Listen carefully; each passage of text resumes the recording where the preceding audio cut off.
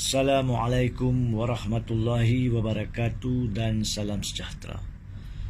Pada petang ini, hari Selasa, 9 hari bulan Ogos 2022, saya membuat kenyataan ini secara khusus berhubung dengan persoalan-persoalan dan cadangan-cadangan perundangan berkaitan dengan isu kapal LKS yang telah pun didedahkan oleh PAC Dewan Rakyat pada 4 hari bulan Ogos 2022. Kenyataan ini tidak langsung berhasrat untuk menjadi satu retorika politik, melainkan untuk menampilkan kegusaran rakyat dan isu-isu yang boleh membantu penyelesaian perkara ini dari sudut kepentingan rakyat dan kesejahteraan negara.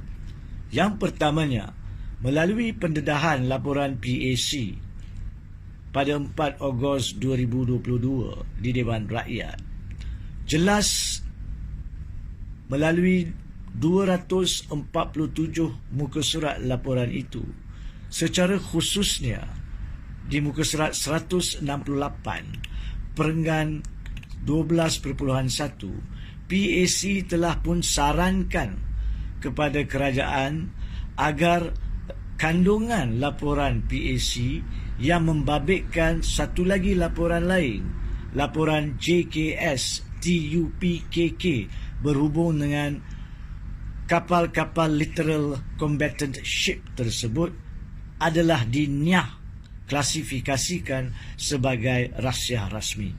Ini amat penting sebab ianya adalah penting untuk kesemua rakyat yang prihatin mengetahui apakah dia siasatan-siasatan awal yang dilakukan oleh jawatan kuasa tersebut yang kemudiannya diambil kira oleh PAC dalam penyediaan laporan 4 Ogos tersebut.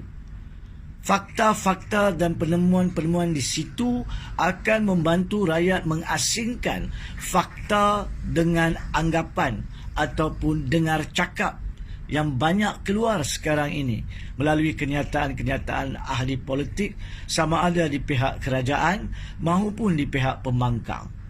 Rakyat tidak wajar disuapkan dengan kenyataan-kenyataan piecemeal atau cebisan-cebisan yang mungkin memberikan dan menambahkan kekeliruan dan kecelaruan masalah utama ini. Hatta Perdana Menteri Ismail Sabri wajar mengambil tindakan untuk mengarahkan pihak berkenaan yang mengklasifikasikan laporan JKSTUP KK itu sebagai rahsia rasmi untuk diniah klasifikasikan. Itu yang pertama. Tidak ada pendedahan kepentingan keselamatan negara di dalam laporan itu, dan jika pun ada berkaitan dengan maklumat-maklumat desain ataupun strategi-strategi penggunaan kapal dan sebagainya, itu boleh diarahkan untuk ditutup. Sebab kita tahu bahawa strategi-strategi ketenteraan bukan untuk pendedahan umum, tetapi laporan itu tidak menyentuh langsung, saya percaya, berkaitan dengan strategi ketenteraan. Maka tidak ada sebab untuk masih diklasifikasikan sebagai rahsia rasmi.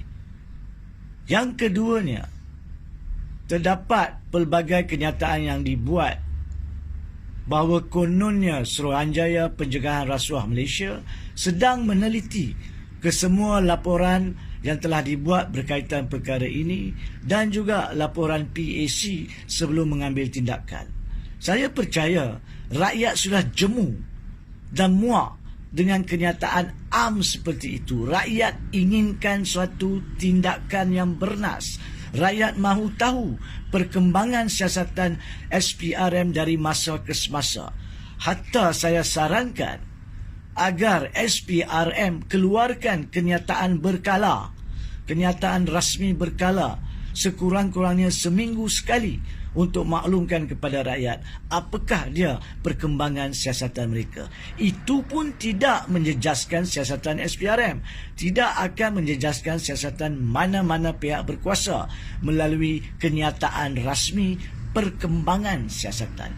itulah sekurang-kurangnya wajar dilakukan oleh Ketua Pesuruhjaya SPRM Azam Baki. Dan saya sarankan kerajaan menekankan perkara ini kepada pihak SPRM. Yang ketiganya, daripada laporan yang wujud berkaitan permasalahan 6 kapal LCS ini, ianya wujud daripada persekitaran tahun 2011 sehinggalah sekarang, yang melibatkan 2 dan ataupun 3 Menteri Pertahanan daripada Barisan Nasional Perikatan Nasional, iaitu Zahid Hamidi mulai daripada 10 April 2009 sehingga 15 Mei 2013. Beliau bertugas atau berjawatanan sebagai Menteri Pertahanan. Dan peringkat awal permasalahan LCS ni dikatakan berlaku pada tempoh beliau menjadi Menteri Pertahanan.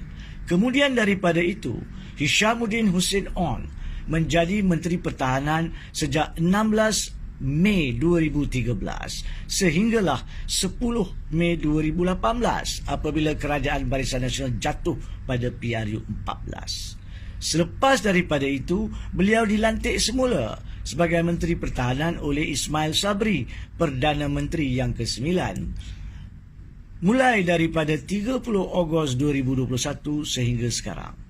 Apa yang penting di bawah rentetan peristiwa perjawatanan ini adalah bahawa dalam tempoh mulai 2013, Hishamuddin Hussein On pernah menjadi Menteri Pertahanan pada masa itu.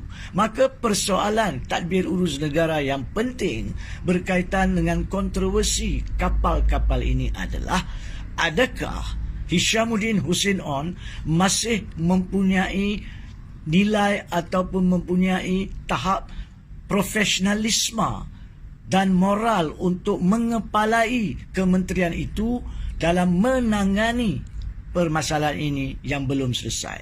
Ismail Sabri wajar memilih untuk menukar Menteri Pertahanan kepada yang lain supaya integriti Kementerian Pertahanan pada masa ini tidak terjejas di mata rakyat. Ini bukan merupakan tohmahan kepada integriti Hishamuddin Hussein On berkaitan dengan 6 kapal, tetapi ini adalah saranan kedaulatan undang-undang. Dan Hishamuddin Hussein On pada paling kurang sekalipun perlu ditanya sama ada beliau telah pun cuai atau abai atau tertinggal dalam melaksanakan tugas beliau dalam mengenal pasti permasalahan isu kapal ini sejak daripada beliau menjadi Menteri Pertahanan pada Mei 2013 sampai Mei 2018, tempoh 5 tahun. Semua perkara ini adalah penting dari sudut konsep kedaulatan undang-undang. Dan saya harap